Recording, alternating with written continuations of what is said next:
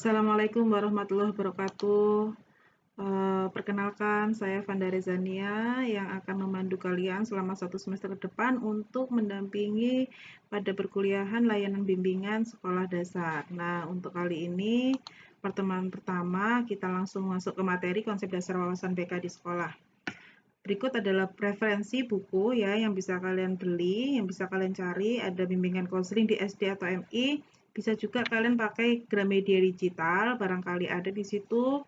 Kita tidak perlu keluar untuk membeli buku, tapi bisa membeli secara online.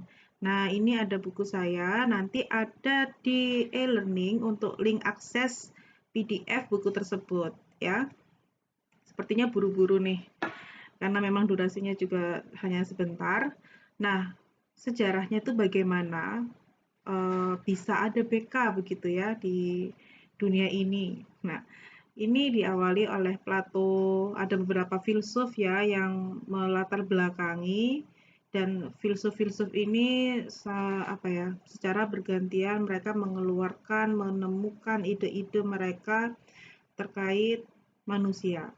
Oke, yang pertama ada Plato, diakui sebagai orang pertama yang mengorganisasikan wawasan psikologis menjadi sebuah teori yang sistematis dan sistem filsafat yang integral dan terpadu. Dia juga memiliki minat luas dan fokus pemikiran dia terpacu terpacu berada pada isu moral, pendidikan, hubungan sosial, perspektif teologis, dan lain sebagainya.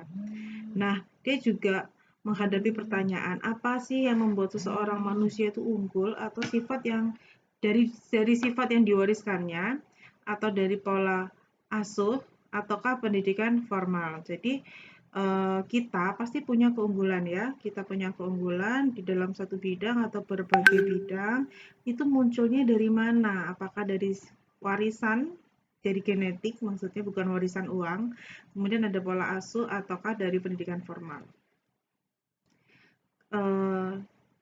Apakah bisa dijawab ini? Sebetulnya kalau kita bertemu langsung kita bisa menjawab ya. Jadi sebetulnya kita ini menjadi bakat, mempunyai bakat, kita unggul dalam bidang satu begitu.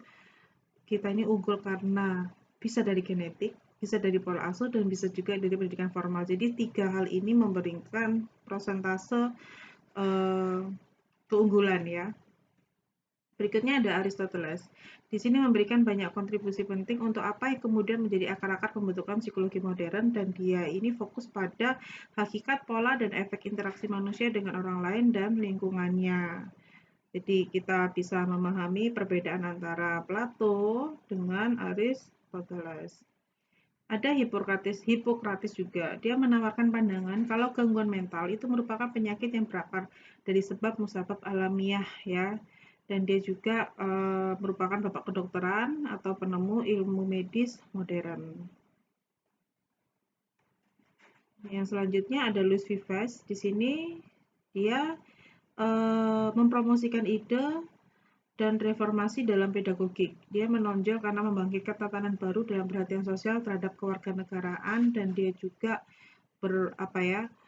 memicu lahirnya gerakan penyetaraan wanita. Kalau Indonesia ibaratnya adalah RA, Raden Ajeng Kartini. Nah, kalau di sini Louis Vives, dia juga memicu lahirnya gerakan penyetaraan wanita.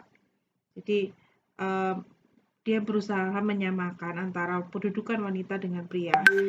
Sama-sama memiliki hak, sama-sama memiliki kewajiban yang harus dilakukan, hak yang didapat, sama-sama memiliki bakat-bakat, minat-minat yang bisa dieksplor begitu.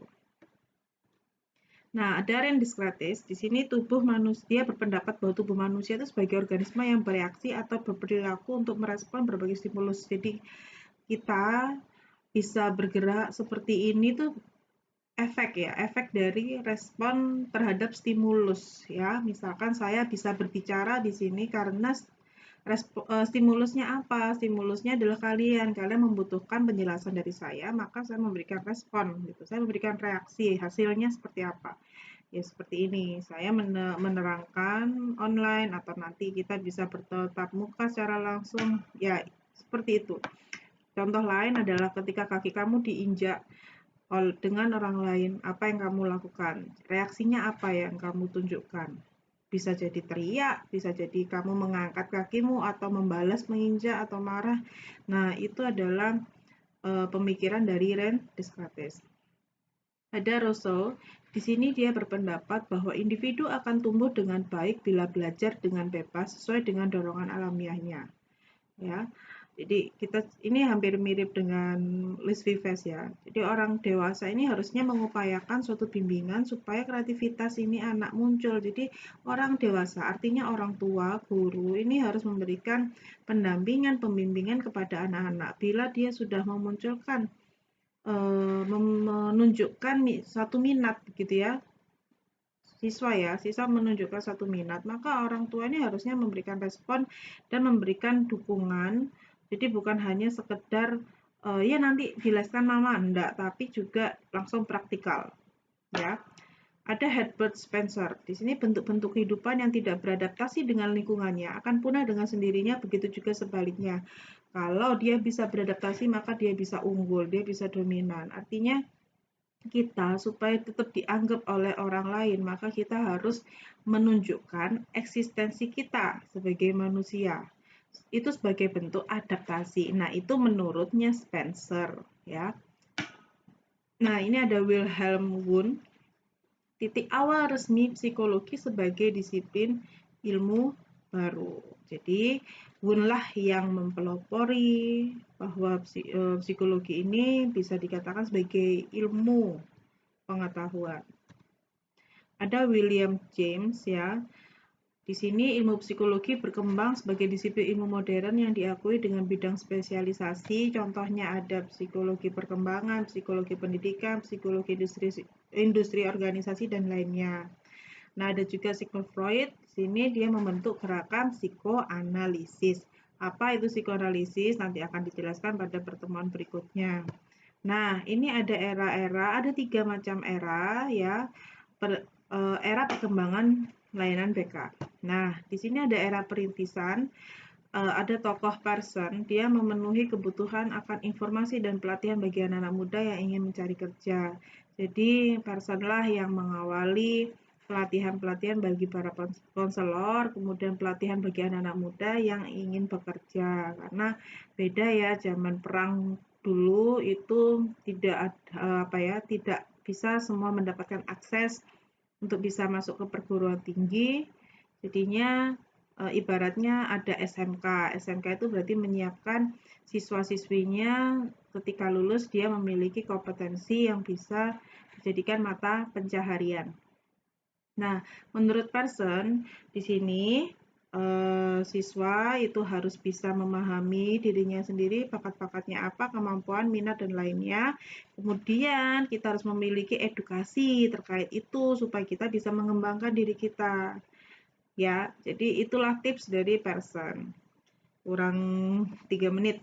Oke, lanjut era Perang Dunia I. Selanjutnya di sini mulailah muncul berbagai gerakan atau muncul tes-tes ya, tes-tes psikologi untuk mengukur perilaku kita, untuk perilaku manusia begitu ya. Nah, ada juga program bimbingan ini mulai muncul di SMP dan SMA dengan lebih intensif ya di SMA dengan pengangkatan guru BK yang khusus. Jadi memang ada legalisasi terkait guru BK. Perang Dunia II mulai masuk ke SD-SD nih dan ada slogan setiap guru adalah pembimbing. Kemudian ada apa lagi? Ada Rogers menekankan tanggung jawab kepada kliennya ini, pasien ini harus memiliki tanggung jawab dengan dirinya sendiri.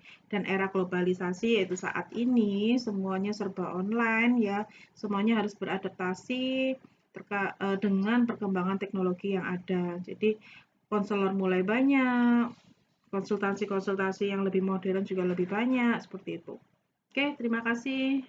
Assalamualaikum warahmatullahi wabarakatuh.